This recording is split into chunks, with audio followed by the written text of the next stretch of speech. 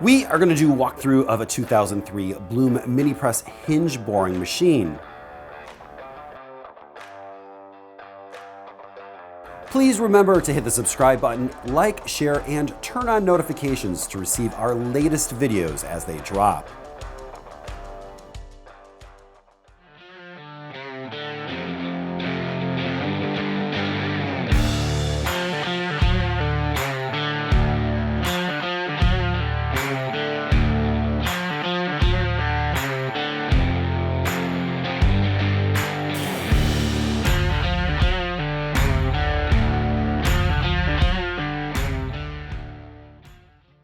This Blum MiniPress is a model M51N1053.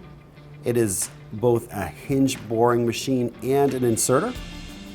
This machine is wired for 220 volt single phase operation.